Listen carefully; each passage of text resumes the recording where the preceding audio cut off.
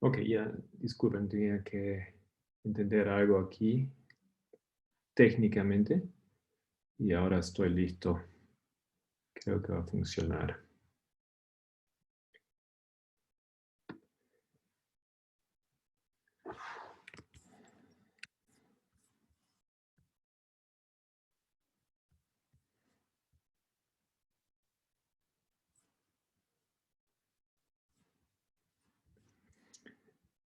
Puede ser un pequeño resumen de lo que nos espera o de lo que vamos a ver en lo que la hermana Abigail llamó la segunda parte del estudio.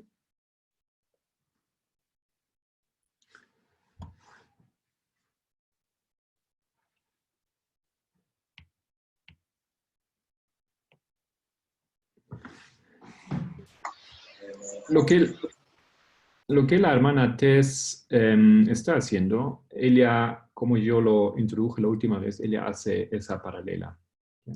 Ella dibuja lo que hemos visto en la presentación de Abigail, esas tres líneas aquí, tres historias conocidas para nosotros, obviamente después se estudia tanto las líneas paralelas. Y la primera sería, eso aquí, esa tres es la historia de Israel antiguo.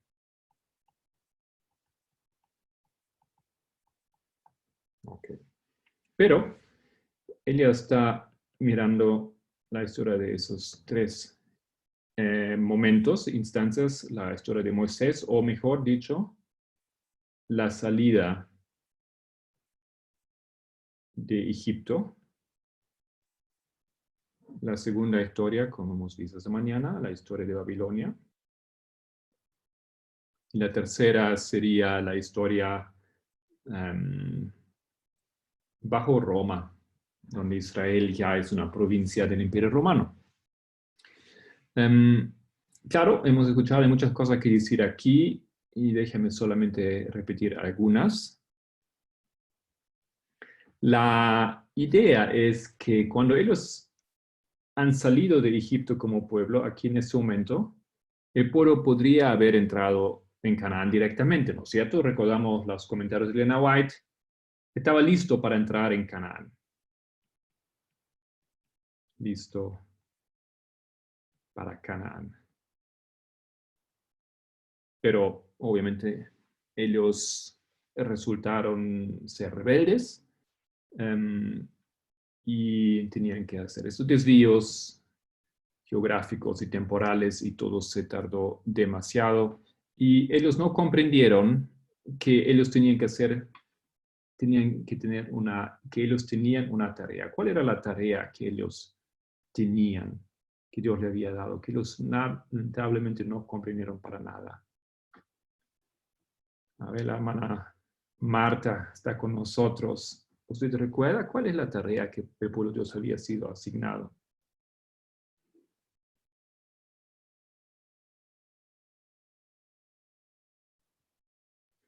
O la hermana Raquel.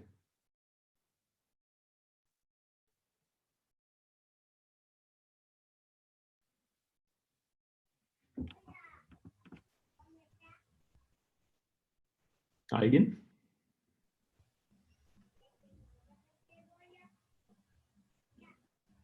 Marco, creo que ellos tenían que ser luz para toda la zona de Canaán, o sea, conquistarlos y, por ejemplo, o sea, primero destruirlos y después, o sea, no sé si tenían que destruirlos, tenían que ser luz para todo Canaán. Exactamente. ¿Cómo eso iba a ser? Obviamente esos son detalles ahora, ¿no? Pero ellos, eso fue la gran tarea, ser la luz del mundo. Y eso es algo que Jesús recalca después, ¿no es cierto? Tenían que ser luz del mundo y no llegaron a ser, ¿no? Su idea siempre era exclusividad. Ellos se ensimismaron, querían las bendiciones para sí mismos. No querían nada tener que ver con los paganos. Entonces ellos no entendieron ese papel, el rol que habían recibido. Y más bien, a pesar de que ellos pidieron esa exclusividad, ellos adoptaron, jugaron con el paganismo se hicieron idólatras. Ya hemos escuchado esto en la mañana. Y no compartieron la luz con las naciones. Entonces, desde luego, ellos no estaban listos para su gran tarea. No estaban listos para el gran propósito de Dios para con el pueblo. ¿Ok? Bien, entendemos esto. Ahora, la misma situación o algo muy similar en la segunda salida, la salida de Babilonia. En este caso, ellos tenían en primer lugar una tarea. En la primera salida, hermano Raimundo, ¿usted recuerda cuál es la tarea que ellos tenían que cumplir en la primera salida de Babilonia?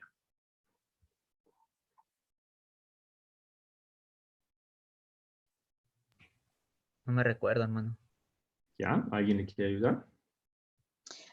Creo que era que tenían que ser luz para los gentiles, es decir, para las naciones circundantes. Eso es correcto. Restaurar Pero el templo. ¿eso era qué? El templo.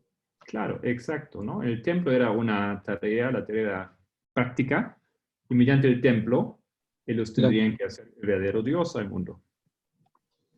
Elena White escribe esto bien claramente en Profetas y Reyes. Cuando ellos vuelven y después olvidan la construcción del templo, lo dejan por mucho tiempo, trabajadores se desaniman y todo esto, ¿no? Y pensaron en sí mismos otra vez, una vez más, en vez de pensar en la tarea que tenían, ser una luz para los otros. Entonces, esa idea de aislarse, de la exclusividad, eso es el mismo problema aquí como ya teníamos bajo Moisés. Pueden haber compartido su luz porque ellos habían descubierto las profecías. Las profecías les habían dado toda una convicción de todo lo que se predijo era correcto, que su Dios es el Dios verdadero. Ellos veían cómo se cumplían las profecías mediante las aclaraciones de los profetas en Babilonia.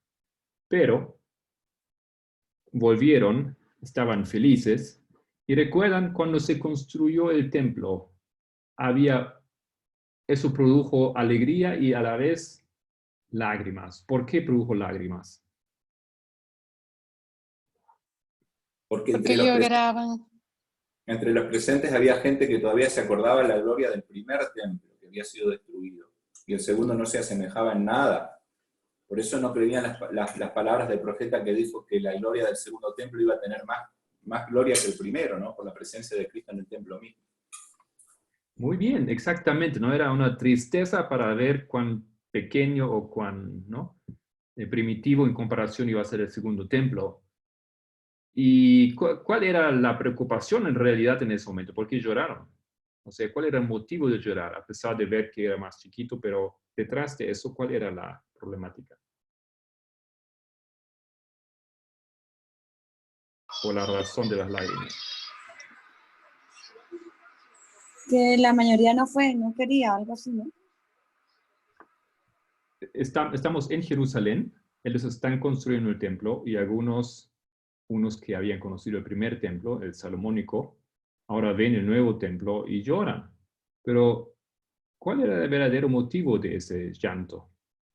No era solamente porque dijeron, mira, quedó tan chiquito. Era porque ellos miraron el primer, como ya ellos, el segundo templo no era lo mismo, o sea, no tenía la gloria de ese templo que ellos estaban viendo, porque ya ese templo no era lo mismo con que ellos estaban familiarizados. Es exactamente eso, pero tal vez no logro colocar la pregunta. ¿Será porque seguían siendo gobernados por otros, por paganos? Yo quiero llegar a lo siguiente, simplemente no era así un motivo puro. No estaban apenados por Dios que iba a ser representada por un templo ya no tan lindo, ¿no es cierto? Era una cuestión de orgullo. Ellos, pues, ya no era lo mismo, ya no era tan hermoso, eso era una cosa sobre ellos mismos, era su orgullo, era su ego, que a través de ese templo ya no se veía tan lindamente reflejado, tan potente como el primero. Entonces los motivos no eran correctos. Los motivos no eran que tal vez el mundo no entendiera la gloriosa manifestación de Dios porque ahora el templo es tan chiquito, ¿no es cierto? Entonces esos motivos eran impuros, igual como en la salida de Egipto, ahora en la salida de Babilonia, ellos ya tienen motivos falsos, no entienden y se ensimisman. Quieren su templo para su gloria propia, quieren sus casas, ¿no es cierto? Y no piensan y no entienden que ellos deberían llevar las profecías, compartir para con el mundo, ser una luz del mundo. Entonces tenemos aquí otra vez ese aislamiento como pueblo y igual no estaban listos. ¿Sí? Bueno, en esa tercera historia, ahora con Israel bajo Roma, Elena White dice que la condición era farisaico del pueblo. Y lo que Dios tiene que hacer ahora en ese caso, Él intentó a través de Moisés, el pueblo no resultó ser listo. Él intentó ahora a través de Zerubabel y los otros profetas, después de la salida de Babilonia, el pueblo no resultó ser listo. Entonces lo que él hace aquí, en el tercer intento, él toma ese monte, él corta una piedra. ¿Ya? Y esa piedra son los discípulos, es un nuevo pueblo. Y él tiene que descartar la Israel antigua. Y ese pueblo sí es un pueblo que va a ser listo. Y de hecho Cristo viene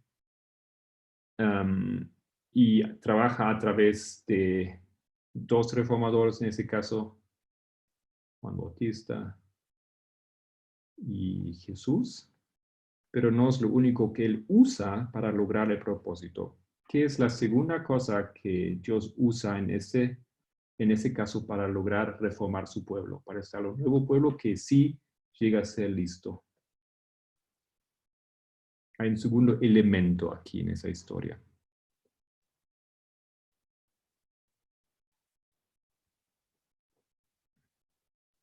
Mi hermana Abigail está escuchando. ¿Usted recuerda? ¿Usted ha visto eso?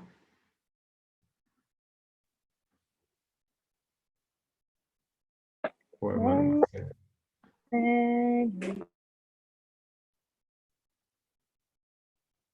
Algo que todos nosotros estamos aprendiendo ahora. Parábolas. Exacto. Parábolas. O más generalizado, ¿no? Metodología. ¿No? A través de una nueva metodología, el pueblo es capacitado y llega a ser listo. La metodología de las parábolas. Ok. Eso es el repaso de la antigua Israel. Y ahora vamos a llegar a nuestro tema, porque es obviamente una repetición. Israel moderno. Y la hermana Tess nos da nuevamente 3 líneas. Esas 3 líneas son la historia de los milenaristas, la historia de 1888 y la historia de los 144,000. Entonces, la pregunta detrás de estas historias es si el pueblo estaría listo. ¿Ya? ¿Listo? A fin de cuentas, ¿listo para qué? Para cosechar al mundo. Para llevar el mensaje. Ya, muy bien. Me gustan esos 2 puntos. Y la finalización de esos 2 puntos era ¿para qué? Para que venga Jesús. Exacto. Cosechar el mundo. ¿No? Todo eso era porque la cosecha tú tienes que entregar, ¿correcto? Y la entrega es a Jesús. Entonces, la venida de Cristo, o la venida de Jesús tenía que ser preparada. Y el pueblo aquí no estaba, el pueblo después, otros no estaba, y la misma historia se repite en Israel moderno. ¿No? Cristo estaba por venir, ¿no es cierto? Eso hemos estudiado, hemos visto, y tenía al pueblo cerca de ser listo para ello, pero simplemente no llega a ser completamente listo. Y ahora solamente esa introducción era para que ustedes tienen la idea general de ese estudio. Esto es el marco del estudio, pero lo que queremos hacer ahora es entrar y mirar esta parte aquí de la historia. ¿Qué pasa aquí? ¿Okay? Porque lo que pasa ahí pasará o ha pasado acá. ¿No? Y esos son los interesantes descubrimientos que la hermana Tess nos ha dado ya tantas veces, donde ella observa detalles históricos, los transporta a nuestro tiempo para hacer aplicaciones y hemos visto a menudo cómo son tan similares. Ok, en esta historia aquí de los milleristas tenemos un acontecimiento en los Estados Unidos. Esos acontecimientos culturales o socioculturales llamamos o se conocen como un reavivamiento, o mejor dicho, el primer reavivamiento. Eso es realmente una gran cosa. Si ustedes conocen el libro de Darmstadt, él dedica bastante material en el primer capítulo a esas historias. Este primer reavivamiento es al comienzos del siglo XVIII, o sea, 1700, ¿no? Al inicio. Y se produce en ese primer reavivamiento una división entre los liberales. Y lo que los liberales quieren es estudiar la Biblia por sí mismos o individualmente. Y no solamente estudiarla, sino también entender la Biblia como individualmente. Eso significa que ellos pueden tener una conexión a Dios personal. No necesitan el teólogo, no necesitan el ministro para que él cause o para que él establezca esa relación y interprete el texto. Ok, eso es un lado, obviamente, y el otro lado son los conservadores.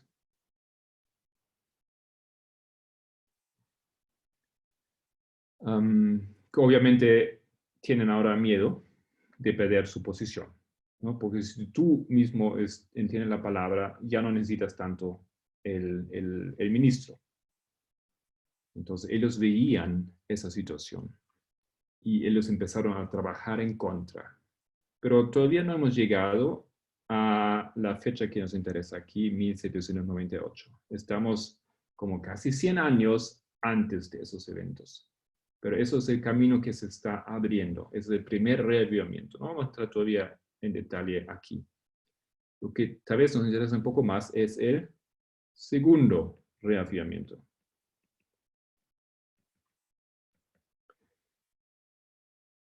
El segundo reavivamiento es la marca. Ustedes están viendo, ¿no? La pantalla, ¿no es cierto? No me fijé, no me pregunté. No Sí, se ve. Sí. Ok. Sí se ve. Gracias. El segundo reavivamiento acontece en esa época, 1790, 1830. Y eso nos lleva, obviamente, completamente a la historia del movimiento millerista. ¿No es cierto?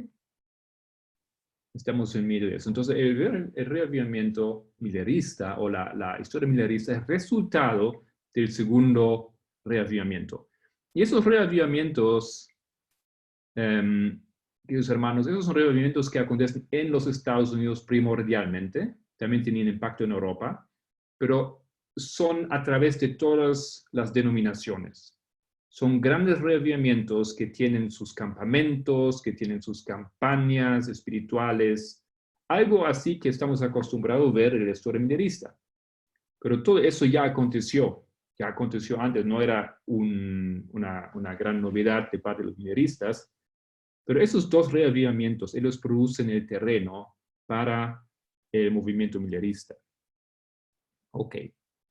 Entonces aquí tenemos ese segundo reavivamiento. Tenemos campañas espirituales, tenemos carpas, tenemos ministros, viajeros. Entonces tenemos aquí bastante movimiento y todo el mundo está consciente de esto. Y la meta o el propósito o el mensaje era, por un lado, la moral y, por otro lado, la venida de Cristo.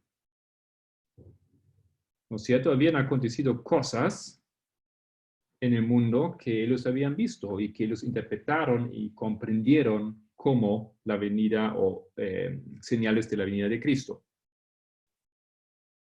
En este momento surgen, ahora, como resultado del segundo reavivamiento, ¿qué pasa con las iglesias? Primero, tiene un impacto en las iglesias, o en las iglesias protestantes, pero ese impacto era pequeño, ¿ya? Ayudó, aumentó, digamos, el número un poquito, había interés, las iglesias, sí, tenía su impacto, pero no era tan grande. El impacto más grande nosotros vemos en el surgimiento de dos movimientos religiosos, los milenaristas y los mormones.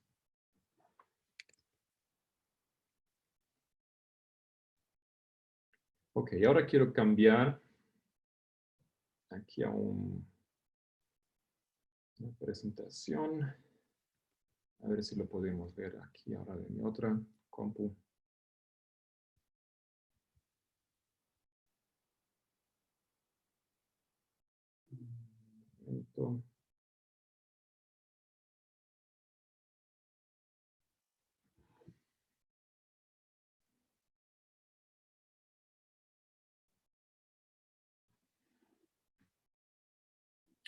Ok.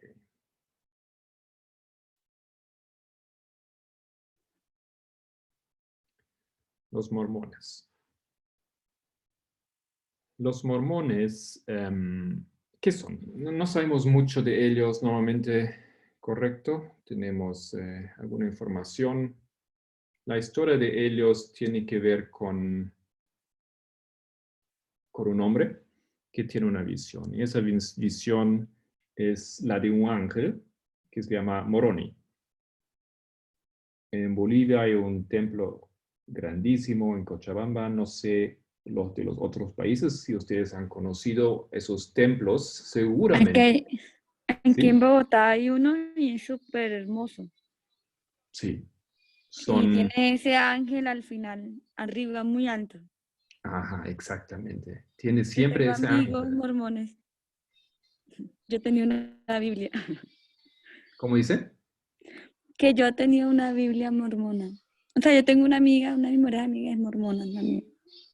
Y Cindy, ¿nos puede compartir? ¿Ha ojeado un poco ese libro? ¿O leído un poco? Es que está en la casa de mi mamá y no me acuerdo bien. Pero Está bien. sí. ¿Alguien ha leído un poco el libro de Mormon?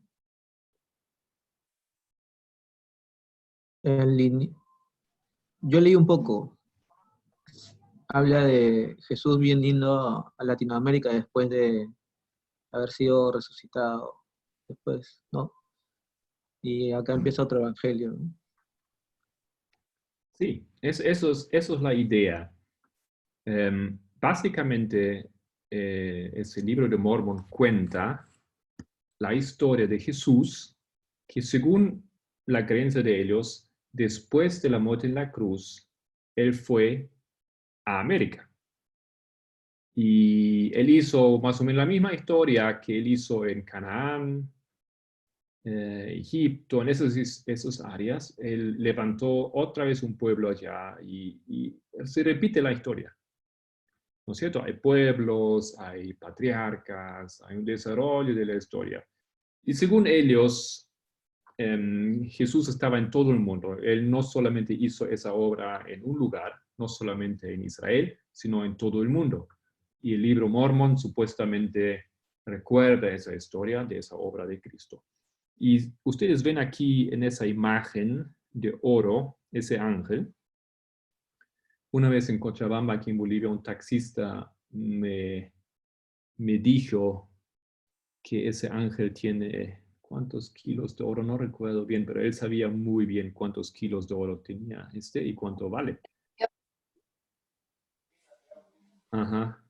Y con razón yo entendía que tenía un gran sistema de seguridad alrededor de ese templo, con altos muros, etcétera, porque si tú colocas semejante cantidad de oro en la cima de un edificio en un país pobre y hay situaciones críticas tal vez en la sociedad, entonces no está muy seguro, ¿no es cierto?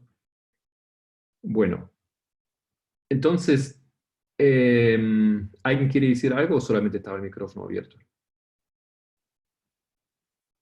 En Montevideo también hay un templo grande que tiene, yo no sé si no tiene los 3 ángeles y son bien dorados, no tengo idea de qué son.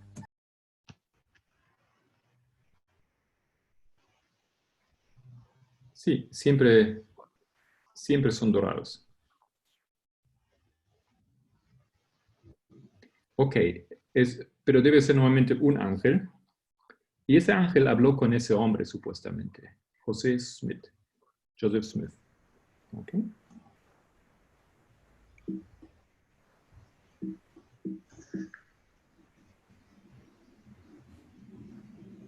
Un poquito aquí. Entonces, lo que hizo ese ángel en 1820, ustedes comparan eso con la historia milerista, porque lo que hemos dicho, que todo esto acontece paralelo al movimiento milerista. Estamos aquí en 1820, cuando Smith, él tiene una primera visión. En esa primera visión, lo que él ve supuestamente es Dios y Jesús, y hablan con él. 3 años más tarde, él tiene esa segunda visión, donde ya no viene Dios o Cristo, sino en este caso le habla ese ángel, Moroni. Y Moroni le dice lo siguiente, que hay unas planchas de oro, lo que vemos aquí en la estatua que él tiene en el brazo, y le indica un lugar donde esas planchas de oro están enterrados en la tierra, y ellos tienen básicamente lo que es el libro de Mormón. Y le indica a ese hombre que los busque, que los tome, que los traduzca y los publique. Ahora, según los mormones, esas planchas cuentan la historia de Jesús en América y estaban en un idioma que nadie podía entender. Entonces, Smith recibió 2 piedras que se llamaban Purim y Tumim, y con la ayuda de esas piedras, él logró traducir algo así como un iPhone con la aplicación People Today, ¿no es cierto? Sería algo así. Entonces, él pudo traducir, y lo especial era que, o la razón de esto era que, según ese ángel, la Biblia había sido corrompida a través de los siglos. ¿Alguien está con su micrófono abierto? Yo no tengo acceso en ese momento para... Era yo, perdón. Ah, ya. Si quiere decir algo, bienvenida. Ok, entonces... No. Ok. No, según ellos, la Biblia está corrompida, todos los escritos santos han sido corrompidos, entonces era necesario que Dios revela un texto puro, limpio, confiable, para que la humanidad tenga otra vez la verdad que había sido escondida a través de las traducciones y los cambios y las copias de los siglos. Entonces ellos no descartan la Biblia, pero dicen la Biblia ya no es como era antes, ya no es pura, ya no es totalmente correcta. Y ellos tienen una Biblia, ellos tienen un canon de libros santos, ¿no? La Biblia es parte de ese canon y ellos la cambiaron. La Biblia de los mormones es completamente diferente que nuestra Biblia. Han hecho muchos cambios teológicos. Entonces, según ellos, entonces es el libro Mormón, sin entrar en mucho detalle aquí, es un libro puro, pero hasta hoy en día nadie lo ha visto, ¿no es cierto? Solamente Smith lo tenía y según él tradujo el libro Mormón. Cuando yo estaba en Argentina, muchos años atrás, yo fui a la Biblioteca de Buenos Aires Central para ver el libro Mormón en sus traducciones más antiguas, y yo vi varias Biblias Mormón, y me di cuenta rápidamente que las traducciones no son iguales. O sea, si tú tomas un libro Mormón de los años 50 y después unos de los años 80 y uno de los años 2000, son muy diferentes. Han hecho muchos cambios. Lo que es uno de los argumentos grandes en cuanto a la teoría de los mormones, que ellos recibieron una traducción pura y limpia. Porque si era puro y limpia, ¿por qué a través de las décadas tenía que ser modificada tantas veces en los diferentes idiomas? Ok, bueno, aquí entonces, eso es Smith. Nos interesa que en este momento de la historia, Joseph Smith muere. Estamos hablando aquí de 27 de junio de 1844, por suicidio, pero no era voluntario, sino obligatorio. Él había sido colocado en una cárcel y hombres asaltaron esa cárcel armados y dispararon a él. Y para sobrevivir, él trató de salvarse con un salto por la ventana, pero eso causa su muerte. En ese momento, Smith era alcalde de una ciudad que él había fundado. Él era también candidato a la presidencia de los Estados Unidos, algo que yo no sabía. Y también era presidente de la iglesia, entonces era un hombre con hartos cargos. Ok, él es el líder del movimiento, así como nosotros consideramos Guillermo Miller el líder del movimiento millerista. Cuando él muere, él es sucedido por otro hombre, por este aquí, Brigham Young. Había una pelea de quién debería suceder a Smith. Algunos dijeron que su hijo, que tenía 2 años en ese momento, debería ser el sucesor, haciendo algo así como los musulmanes, ¿no es cierto? Una dinastía, o como quieren hacer algunos musulmanes, que pues debería ser un sucesor de la familia. Y en este caso, no obstante, se imponen los seguidores o los que proponen a Brigham Young, que después de unos 3 años de la muerte, asume el liderazgo de la iglesia, el presidente. Ok.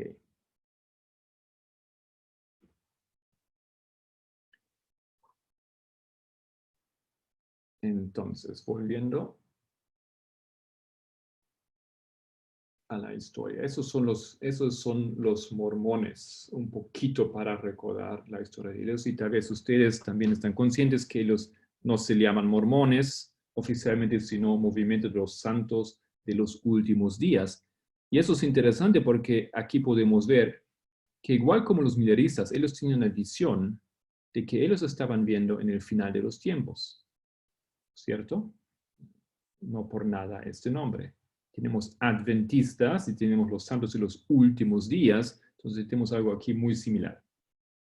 Ellos, pero eran bastante,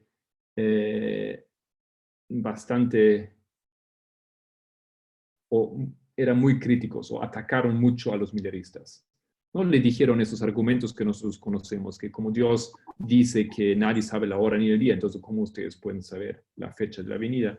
Y lo atacaron y se burlaron de los adventistas, especialmente de Guillermo Miller.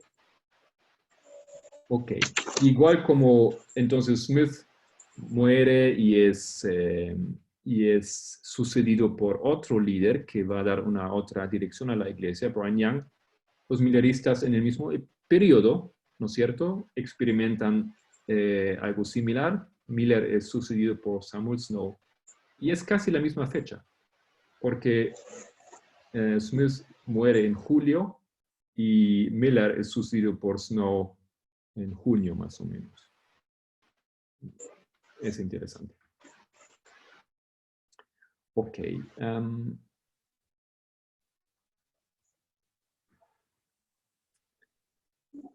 He dicho que quería yo entrar un poquito más ahora. En eso todo podemos decir es su introducción, es un poco para que tengamos una visión más general, pero queremos ahora entrar un poco en los detalles. El protestantismo, la condición de los protestantes alrededor de esa fecha, 1798. Y aquí aparece un nombre. Y ya vamos a ver por qué nosotros vamos a ver ese nombre. Ese personaje es Jedediah Morse. Jedediah Morse es conocido, si ustedes nos miran en el diccionario, como un geógrafo, pero también era un ministro. Lo que le destaca a él es ultra conservador. Y como mencioné la última vez, él es el padre de Samuel Morse. Morse conocemos por el código Morse, ¿no es cierto? Es el pionero de la telegrafía. Su hijo entonces es un personaje famoso en la historia del mundo por sus descubrimientos, por el descubrimiento del código Morse que hasta hoy en día se usa. Él aquí es el padre, y el padre tenía ideas muy claras y muy fuertes, conservadoras, derechistas, en el ámbito de la religión. Ahora, la hermana Tess nos familiariza con un artículo. Y a ver si tengo ese artículo aquí.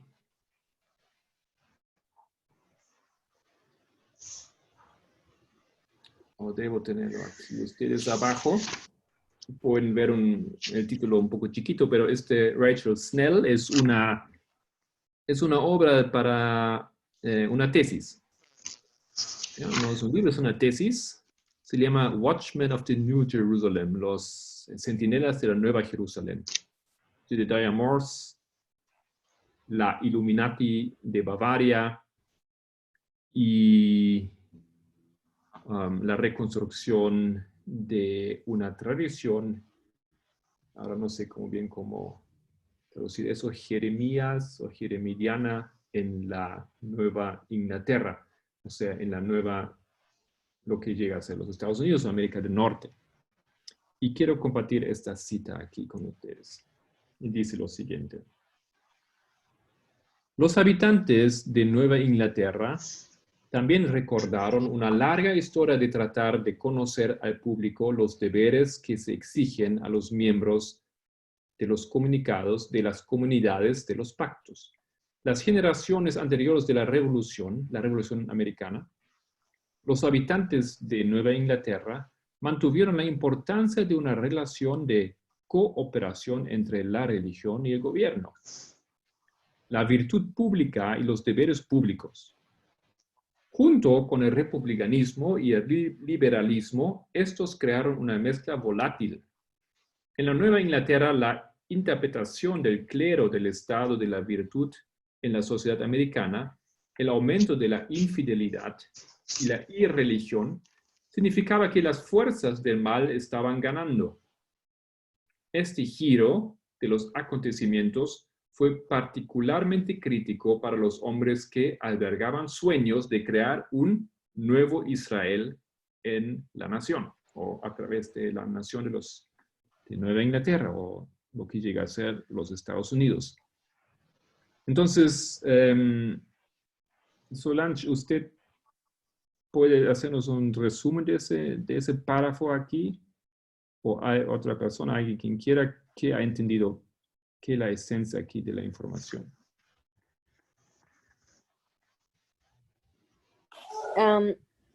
La relación tal vez que hay entre gobierno y Estado, ¿no? Iglesia y Estado es la esencia, pienso que el foco de esa... Muy bien. ¿No es cierto? Nosotros estamos conscientes, 1798. Nosotros decimos ahí, Elena White dice, ahí se levantan los Estados Unidos. ¿Correcto? Ahí están los Estados Unidos. Pero ella dice, pero en realidad nosotros sabemos que es un desarrollo, que es alrededor de esa fecha. Comienza antes, continúa después. ¿No es cierto? Pero en este momento, los Estados Unidos estaban listos para reemplazar a Francia. No, disculpen, para reemplazar a la Iglesia Católica. como rey del norte. Entonces tenemos aquí ese papel de los Estados Unidos listos, y lo que leemos ahora aquí es lo que acontece allá en esas tierras, detrás del escenario, ¿no? Simplemente vamos entrando un poco más en esa historia para ver lo que acontece en las discusiones, en los pensamientos, en los planes, en los movimientos sociales de esa nueva nación. Y lo que vemos aquí, entonces, como nos describe la autora, hay esa conciencia que es muy importante que Iglesia y Estado trabajen juntos. ¿Y por qué eso es sorprendente? ¿Alguien lo encuentra sorprendente? Por la enmienda de Estados Unidos. Las palabras de la Constitución. Ajá. Podemos decir que esa es ley dominical, comienzo, o la forma de la ley dominical. Exactamente, ¿no? La imagen de la bestia se está formando a través de esa relación, ¿no es cierto? Esto es la imagen de la bestia que se está preparando. Y como dijo la hermana Graciela, es extraño porque eso parece contradecir la Constitución.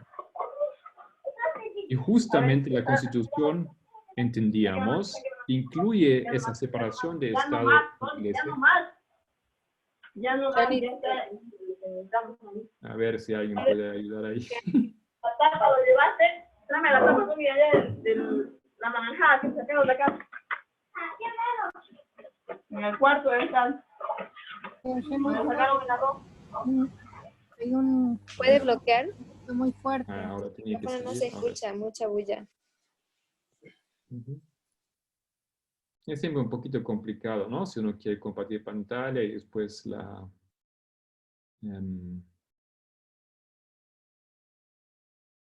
Gracias.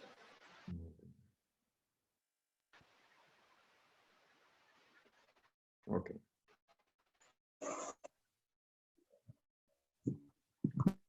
Entonces es extraño, ¿no? Es sorprendente que hay un movimiento en este país, en esas tierras, que realmente ven lo opuesto. Ellos quieren que Estado e Iglesia cooperen. Y la idea es, como vemos aquí abajo, ellos están muy conscientes de que ellos están formando, ¿qué? Una nueva Israel.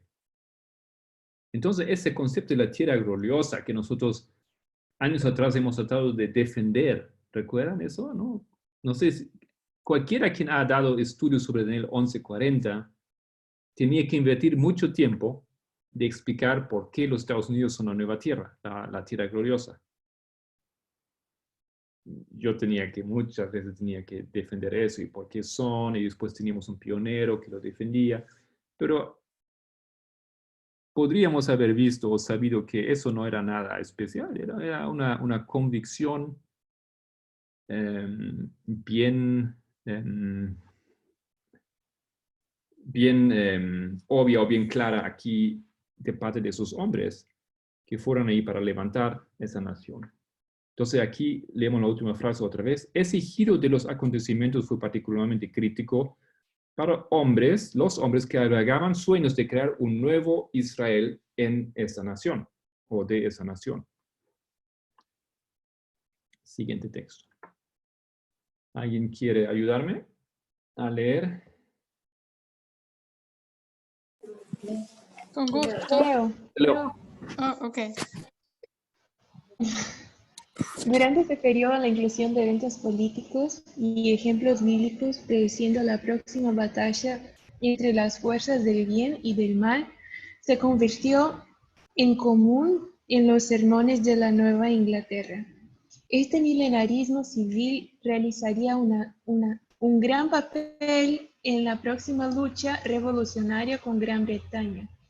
Como ministros de Nueva Inglaterra de la era revolucionaria, resistió la tiranía en nombre de Dios, aclamó la libertad como la virtud de la nueva Israel americana, clamó que al compartir estos valores con toda la humanidad, América se convertiría en la sede principal del gobierno terrenal de Cristo. Tal vez haber un texto más. ¿Puedes, Carol, continuar con este, por favor? Sí. La sociedad de Nueva Inglaterra era particularmente susceptible de forjar una conexión entre las esferas religiosas y políticas por varias razones. Varias fuentes influyeron en el desarrollo del milenio civil. En primer lugar, los conflictos con Francia renovaron el anticatólico sentimiento en América y encajan perfectamente dentro de la teoría milenaria. Estas percepciones de una conspiración masiva franco-católica fueron vinculadas directamente a una apocalíptica interpretación de la historia en la que los franceses fueron cómplices de los designios de Satanás para subyugar a los elegidos de Dios en la Nueva Inglaterra. La desconfianza y la sospecha de todas las cosas católicas tenía raíces de larga data en Nueva Inglaterra. Muchas gracias. Entonces, tenemos aquí varias naciones involucradas en esa situación o en la perspectiva de aquellos que querían crear una nueva Israel, una nueva tierra gloriosa. Eso era en Francia, que para ellos era una amenaza, porque Francia tenía un compromiso con la Iglesia Católica. Y obviamente la Iglesia Católica, más aún ahora en esa alianza con Francia, para ellos eran lo que aquí el texto describe como una conspiración franco-católica. Entonces, para ellos, estos dos les iban a robar ese sueño de la nación nueva de Israel, o de esa tierra gloriosa. Y como aquí dice, ellos vincularon esa constelación política con una apocalíptica interpretación de la historia. Entonces, los franceses hacen papel de Satanás. ¿Okay? Entonces, ellos tenían esa visión. Tenemos aquí un proyecto.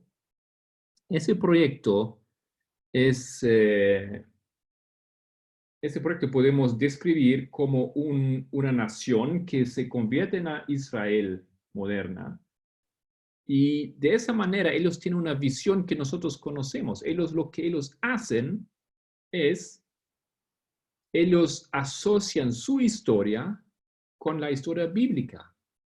Así como había una antigua Israel que salió de Egipto para formar una nación de Israel, la tierra gloriosa, ellos entendieron que ellos se encontraban en la misma situación, que ellos habían salido de Europa, o sea, habían salido de Egipto, y muchos de ellos de Bretaña, y ellos ahora fueron a otra tierra para formar esa nueva nación, la tierra gloriosa moderna, y obviamente en ambos casos hay una amenaza. Entonces ellos entienden de la perspectiva religiosa, ellos piensan que están cumpliendo un papel bíblico, ¿no es cierto? Y la apocalíptico es ahora la circunstancia en que todo eso acontece, y de esa manera ellos ven, según ellos, muy claro que ellos tienen enemigos de los cuales se tienen que defender. No tengo aquí muchos mapas, no he integrado eso todavía, pero más o menos queda claro ese concepto, eso es lo que pasa en las ideas de esos hombres, o ¿alguien tiene dudas o preguntas sobre ello?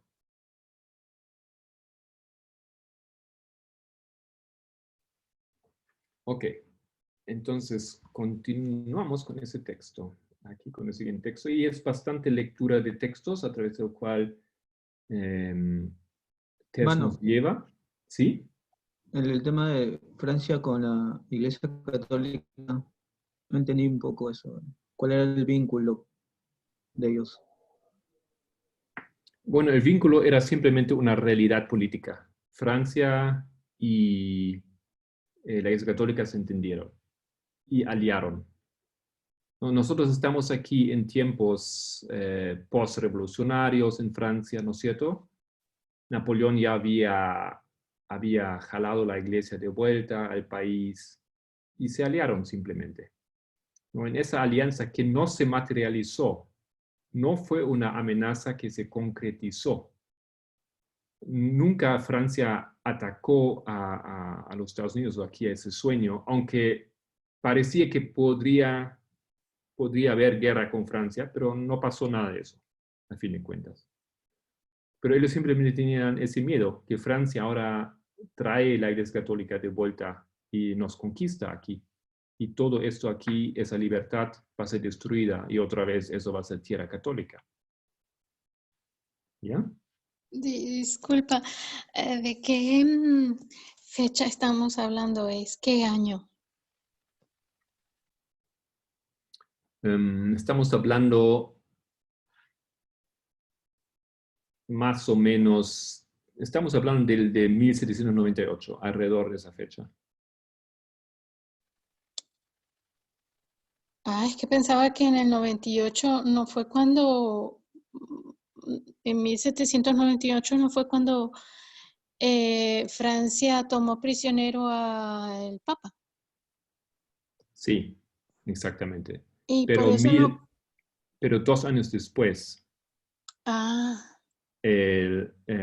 Napoleón devuelve a la iglesia sus bienes y otra vez invita a los sacerdotes al país y todos reciben de vuelta lo que habían perdido, pero él quiere controlar la iglesia, la quiere usar para sus fines. ¿Ya? Y ese es el momento en que está hablando esta cita. Cuando Bonaparte le había regresado sus bienes o... Mira, yo tendría que ver exactamente qué año, pero es en esa situación donde Francia, Estados Unidos y la Iglesia Católica ya se entienden bien otra vez. Marco, incluso en el mismo año 1798 o antes que hubo este tratado, ¿no? De Tolentino, había un tratado como entre Francia e Italia. Como no respetan esa parte, es que el general Berthier toma preso al Papa. O sea, había como una alianza hasta que se rompe en ese hito. Ese fue el Tratado de Trentino, ¿sí? No, eso es un poco antes. Ok, gracias. Hermano Marco. Hermano. Esa revolución americana que está ahí sería como de la independencia.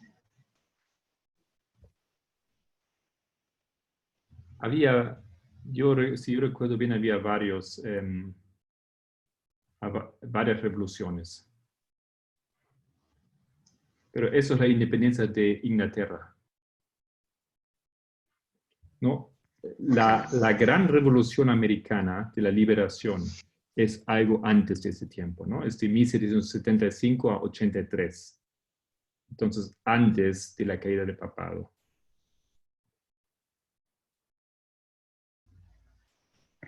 Sí. Entonces, por eso yo estaba diciendo, estamos en 1798, alrededor de esa fecha estamos hablando aquí. Todo lo que pasa un poquito antes y un poquito después. ¿No? La Revolución Americana acaba de terminar 83. Y ahora estamos 98, estamos no mucho tiempo después, ¿no es cierto? Yo no entiendo que ese artículo apunta a un año específico, ¿no? Apunta más o menos que acontece alrededor de esas fechas.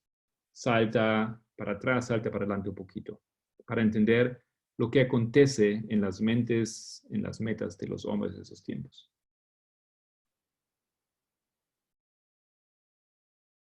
¿Hay un dilema ahí? Sí, gracias. Ok. Sí, es más o menos el contexto del pensamiento del hombre americano en ese tiempo, ¿no? Exacto, ¿no? Nosotros hablamos de 1798, pero nosotros no nos hemos tomado tiempo generalmente, tal vez algunos, para mirar lo que pasa realmente ahí, por qué viene todo esto, qué es lo que causa ese reavivamiento, porque el millerismo no viene de la nada, ¿no es cierto? El movimiento millerista está basado en algo. Y esa historia aquí nos da un poco de trasfondo histórico ¿De dónde surge eso? Teníamos un primer reavivamiento, tenemos un segundo reavivamiento, y la manera que ahí compartió ahí los enlaces a más información, ustedes pueden entrar en eso. Y todo este ambiente histórico tiene varios factores. Tenemos esa guerra contra la liberación de Inglaterra, tenemos la amenaza de Francia con el papado ahora también. Entonces hay muchas cosas que acontecen y que ponen a esos hombres y mujeres en los Estados Unidos en una circunstancia donde ellos, por un lado, ven que su sueño o su visión es algo real, la formación de una nación que salió de la esclavitud de Europa, del pecado, ¿no es cierto? Y ahora está la mujer que le está persiguiendo, viene a la Iglesia Católica y lo quiere recuperar lo que perdió. Entonces todo eso no es solamente una convicción y comprensión adventista. Eso es una visión de las cosas que los protestantes, más o menos todos, tenían en ese tiempo y alrededor de esa fecha. Y eso para nosotros es importante porque podemos hacer enlaces con nuestra historia, con lo que acontece pre-1989.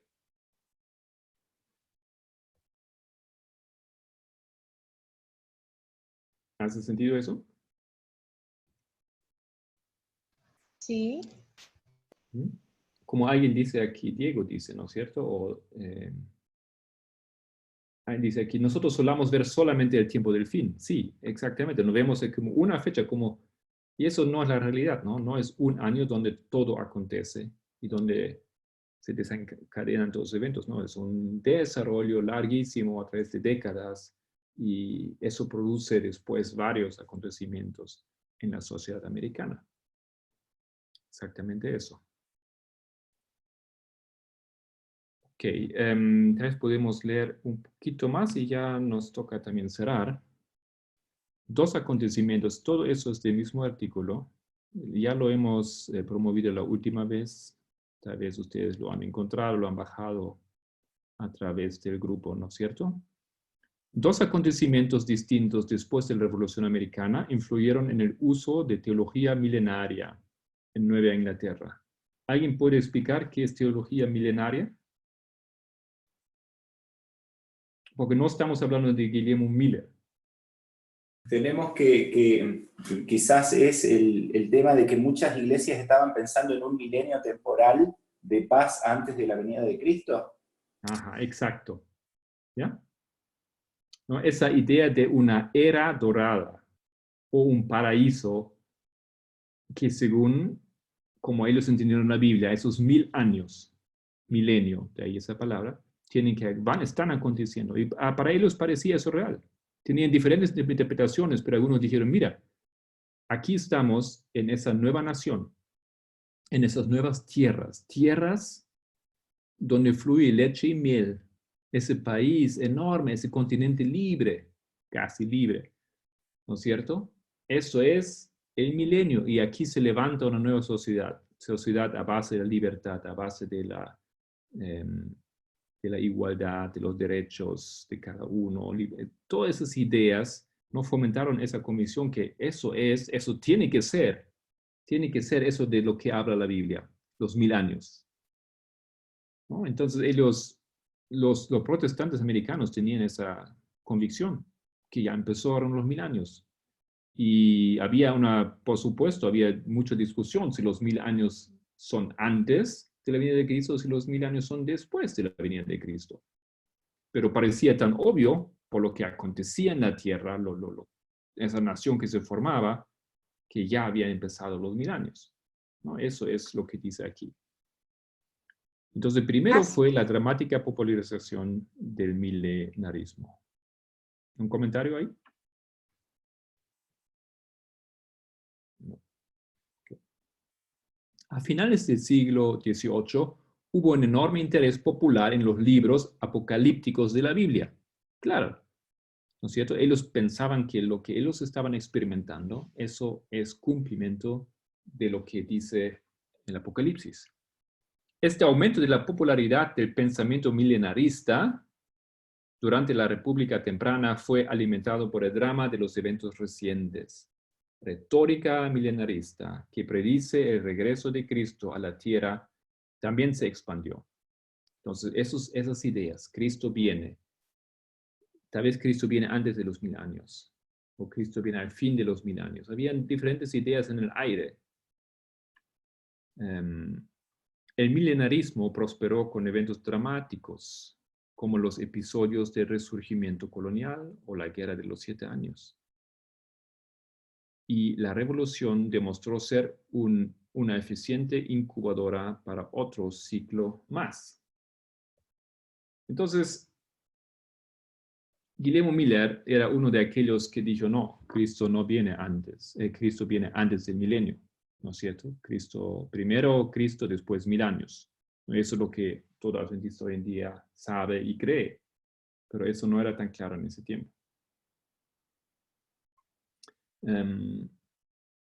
Y quería llegar a introducir un nombre que ya había mencionado, y con eso quiero cerrar. No solamente introducir, ya hemos introducido al hombre Morse, pero quería hacer un comentario más acerca de ello.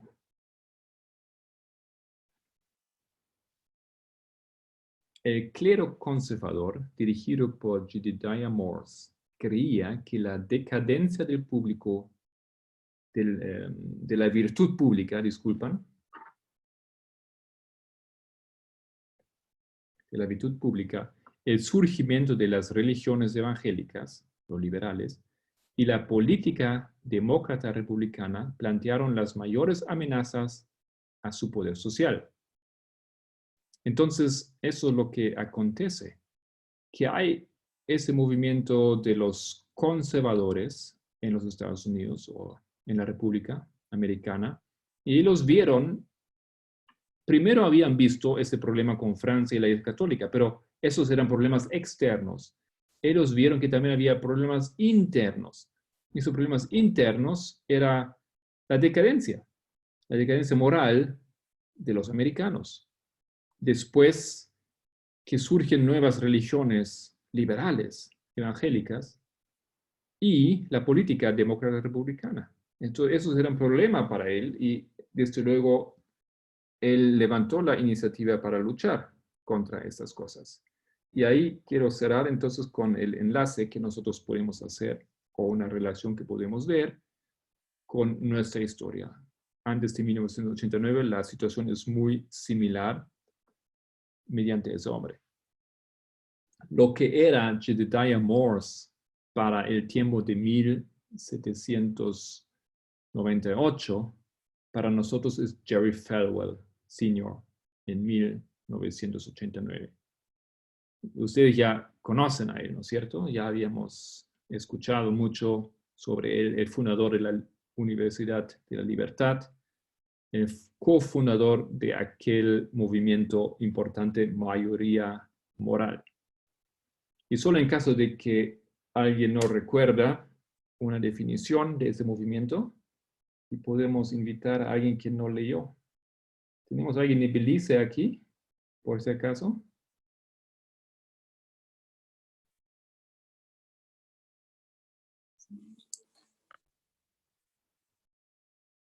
Leemos.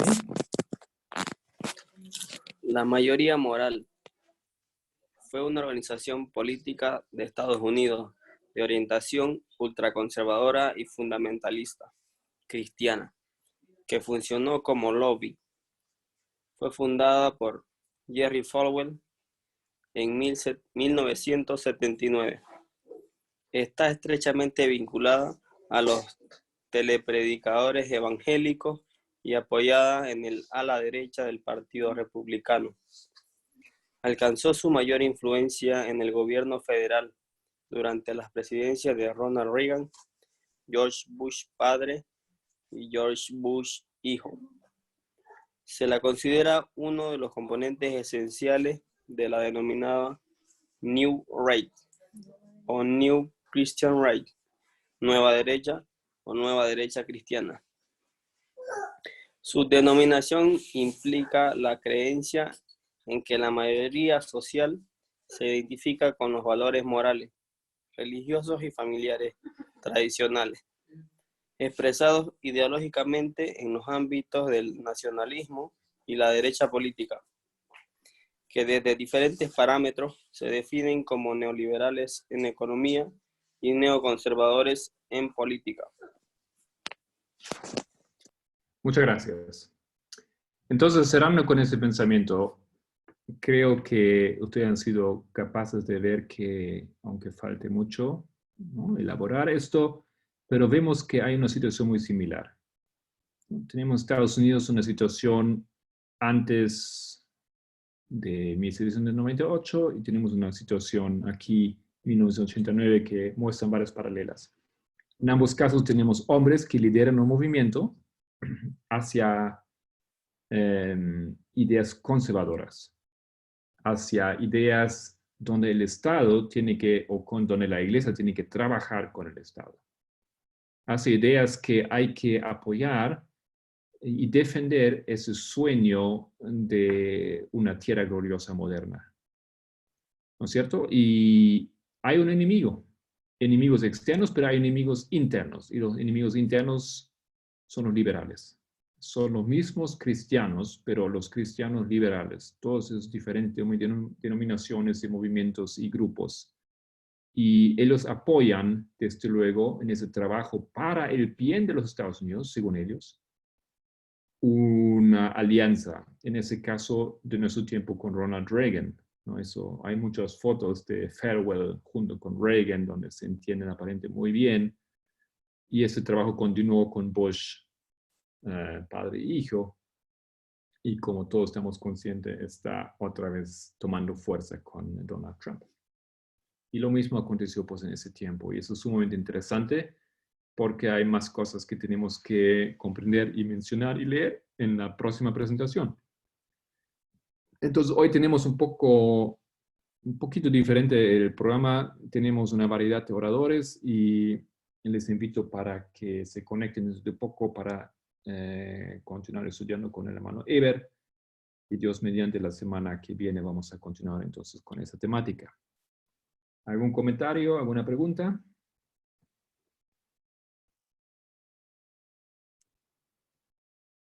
Yo tengo una pregunta. Adelante. Entonces, Morse, Joseph Smith, no recuerdo el otro.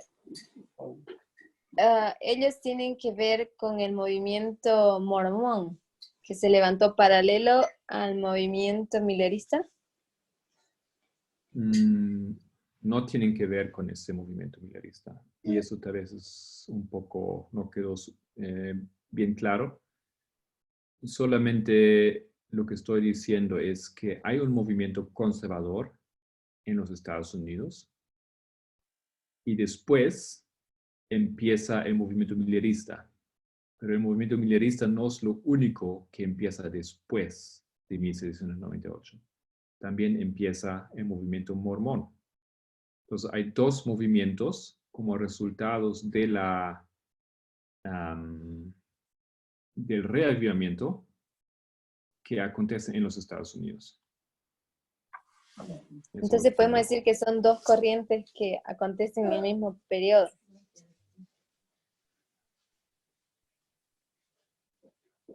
¿Otra vez? Sí, podemos decir que son dos corrientes que acontecen en el mismo periodo. Sí. Pero lo que estamos viendo ahora con Jedediah Morse, eso es, estamos hablando de antes de 1798, alrededor de esa fecha. Y los mormones se establecen más o menos en los años 1820 en adelante, ¿no es cierto? Y los milleristas también, esos 30 en adelante. Entonces tenemos aquí una división de casi una generación. Hola, Marco, yo quería agregar algo que estábamos comentando acá. Sí. Nosotros teníamos unos vecinos mayores cuyos hijos y nietos se habían hecho mormones, y nuestra vecina, que compartíamos recetas y todo, siempre nos decía, sí, porque mis hijos y mis nietos son como ustedes, son igual a ustedes, no toman café, no toman chocolate, son igual a ustedes. Y entonces eso me está haciendo link ahora como que surgieron en la misma época, y es como las dos corrientes de información de ese momento, como una falsificación y una verdadera, ¿no? Porque realmente tienen muchas similitudes los mormones con los adventistas, en algunos aspectos, que pueden hacer confundir a las personas de afuera. Ya, muchas gracias, ¿no? Es exactamente algo que tal vez nosotros no estamos conscientes porque nosotros realmente no nos asociamos con esa iglesia. Pero la realidad es diferente, es un movimiento paralelo al nuestro. Entonces déjame ilustrar eso aquí nuevamente. Estamos hablando de esa fecha, 1989. Y aquí, en ese tiempo, tenemos Morse, Young, y todo ese movimiento que estamos leyendo ahora en ese texto. Después hemos visto que los mormones surgen aquí en este tiempo. ¿No? Tenemos los milleristas y tenemos los mormones. Y tenemos el cambio en el año 1844. El cambio de Miller a Snow. Y en el mismo año tenemos el cambio de Smith. ¿Cómo era el nombre? Young. Disculpe. Sí. Sí, era Young. Entonces aquí está mal el nombre. No viene aquí. Aquí Young, ¿no es cierto? Y eso es todo antes del 22 de octubre de 44. Entonces yo estaba hablando de dos cosas. Tenemos surgimiento de esos grupos y tenemos aquí un desarrollo antes. Y esa historia antes es en parte responsable para lo que pasa aquí, ¿no es cierto? ¿Queda más claro? Y como la hermana Miriam nos dijo, es interesante. Si tú conoces mormones, ellos comparten muchas cosas en su espiritualidad, de cierta manera con nosotros. Hay ciertas similitudes. Y la verdad, para nosotros no consideramos mormones cristianos, ¿no es cierto? Generalmente los mormones no son considerados como cristianos. Son otra religión. ¿Por qué? Porque no se basan en la Biblia, porque tienen su otra Biblia y porque cambian la Biblia y porque tienen personajes que ningún otro cristiano conoce, como ese ángel Mormoni. Los adventistas, pero estaban en la misma situación. Los adventistas lucharon y llegaron recién al siglo XXI, donde lograron ser aceptados como cristianos por algunas religiones. Los católicos en alrededor de 2000, todavía en algunos países no aceptaron los adventistas como cristianos. ¿Por qué? Porque tenemos Elena White, porque tenemos el sábado, y porque tenemos una idea muy diferente sobre el juicio investigador, ¿no? Entonces, hay realmente bastante similitud entre esos dos grupos.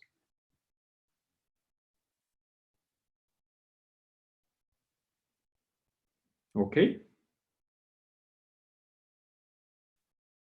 Ok. Entonces, muy bien. Entonces, aquí terminamos. Puedo pedir a... Marco. ¿Sí? Gracias. Gracias, Marcos. Creo que es una historia digna de estudiar, porque veo que hay muchas cosas que van alrededor de la historia de los mileritas y cómo coinciden, porque también inclusive en el año 1840 empezó la primera ola del feminismo. Y también me llamaba la atención de que cuando nombraba a Reagan y la Moral Majority, que en el año 1982, me parece que era Reagan el presidente, y que precisamente en ese año se anuló las igualdades logradas anteriormente. Y bueno, eso me hace pensar de que es importante que sepamos la relación entre unos acontecimientos con otros y todo lo que rodeó el tiempo de los mileritas, porque también se reflejará o se refleja en nuestros días, ¿no? Hay tanto que podemos todavía, tenemos que todavía descubrir esto, porque para nosotros quedan varias cosas abiertas. Pero ahí están, ya tenemos el método en las manos, ya sabemos qué tenemos que hacer. Y en realidad, como Pamela otro día nos amonestó, ¿no es cierto? No es una cosa que solamente tiene que hacer Tess y él, ¿no? Todos tenemos ahora las herramientas en las manos y tenemos que empezar a cavar, a trabajar, a buscar, a estudiar tantas Sí, cosas que se verdad. pueden todavía sacar a la luz. Sí, pero... Verdaderamente, verdaderamente. Es un despertar, yo creo, que debe haber en todos nosotros para investigar, porque al principio tendríamos que cada uno investigar y así como hacían los mileritas, se unían y entonces tú conseguiste tal cosa, el otro consiguió otra cosa y entonces así es como juntar las piezas del rompecabezas para tener una visión completa de, de, de nuestra historia y de la historia milerita, ¿no? Que serían supuestamente las más importantes, ¿no?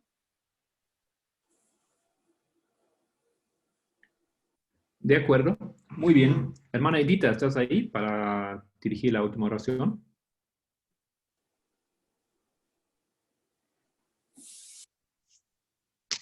Sí, sí, hermano. Por favor. Oremos.